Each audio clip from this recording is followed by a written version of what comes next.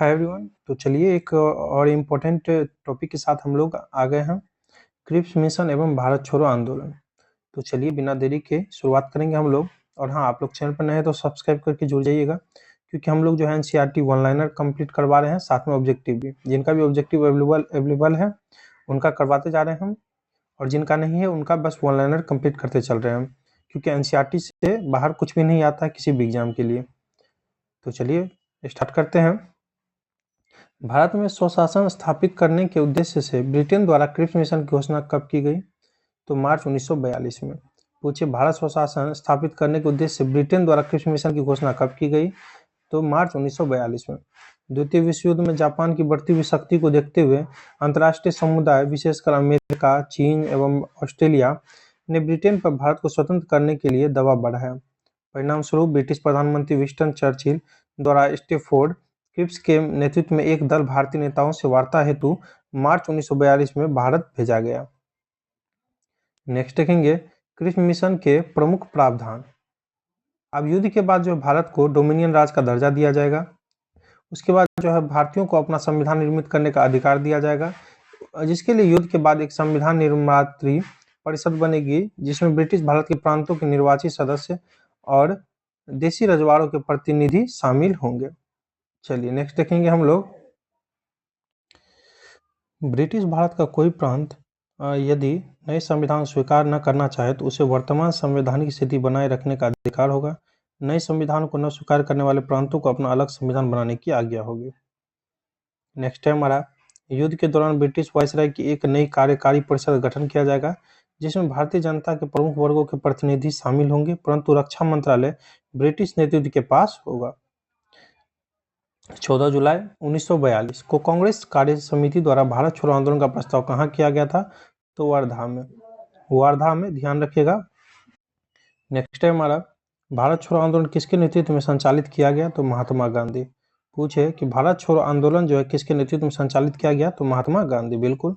7 अगस्त 1942 को बंबई के ऐतिहासिक ग्वालिया टैंक में अखिल भारतीय कांग्रेस कमेटी की वार्षिक बैठक हुई, जिसमें वर्धा प्रस्ताव की पुष्टि हुई।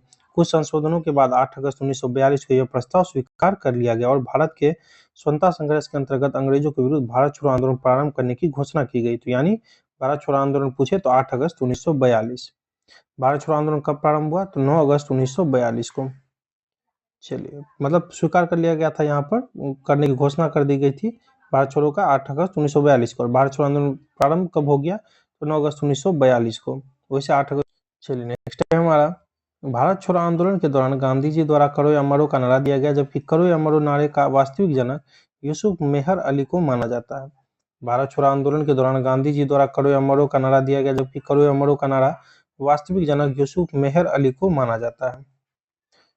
जब भारत छोड़ो आंदोलन प्रस्ताव पारित किया गया, उस समय कांग्रेस के अध्यक्ष कौन थे? तो मौलाना अबुल कलाम आजाद। ये बहुत इंपॉर्टेंट है, ध्यान रख लीजिए इसका, कि भारत छोड़ो आंदोलन प्रस्ताव पारित किया गया उस समय कांग्रेस के अध्यक्ष कौन थे? तो मौलाना अबुल कलाम आजाद। ये बहुत पूछता है। भारत छोड़ो आंदोलन के समय इंग्लैंड के प्रधानमंत्री कौन थे? तो विंस्टन चर्चिल। इन्होंने थी महात्मा गांधी को अर्धनग्न फकीर कहा था। विंस्टन चर्चिल ने, इंग्लैंड के प्रधानमंत्री थे उस समय। भारत छोड़ो आंदोलन के दौरान महात्मा गांधी का साथ देने वाले अमेरिकी पत्रकार कौन थे? तो लुई फिशर। लुई फिशर थे अमेरिकी पत्रकार। कौन सहायता दिए थे? तो लुई फिशर साथ देने वाले। ऑपरेशन जीरो आवर किससे संबंधित है? ऑपरेशन जीरो आवर बहुत पूछता है। भारत छोड़ो आंदोलन के दौरान गांधी जी समेत प्रमुख नेताओं की गिरफ्तारी से भारत छोड़ो आंदोलन के दौरान महात्मा गांधी को गिरफ्तार करके कहाँ रखा गया था? तो आगा खां पैलेस में, जो कि पुणे में है। पूछे कि भारत छोड़ो आंदोलन के दौरान महात्मा गांधी को जो गिरफ्तार किया गया था उसे कहाँ रखा गया था? तो आगा खां पैलेस में। भारत छोड़ो आंदोलन के दौरान जेल से फरार होकर किसने भूमिगत गतिविधियों को संगठित किया था? तो जयप्रकाश नारायण ने। किसने किया था? जयप्रकाश नारायण ने। डॉक्टर राजेंद्र प्रसाद को 9 अगस्त 1942 को गिरफ्तार करके कहाँ भेजा गया? तो बांकीपुर जेल में भेजा गया था। भारत छोड़ो आंदोलन के दौरान उषा मेहता, राम मनोहर लोहिया, अरुणा असफ अली, जयप्रकाश नारायण आदि ने प्रमुख शीर्ष नेताओं के गिरफ्तार होने के पश्चात नियमित रूप से रेडियो के माध्यम से आंदोलन का नेतृत्व किया।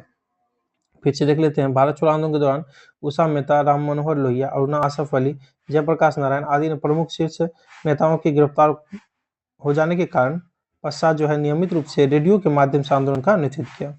चलिए, रेडियो के माध्यम से ही आंदोलन कर दिए थे।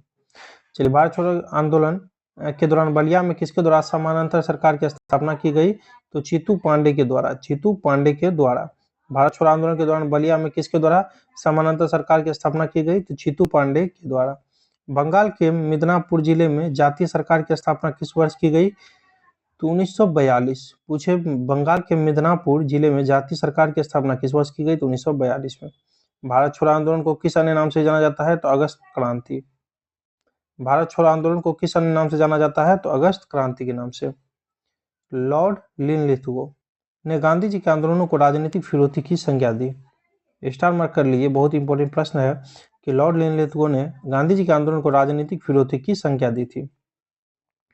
चलिए नीचे हमारा महात्मा गांधी ने क्रिप्स मिशन को उत्तर तिथीय चेक कहा था, की संज्ञा दी थी या कहा था?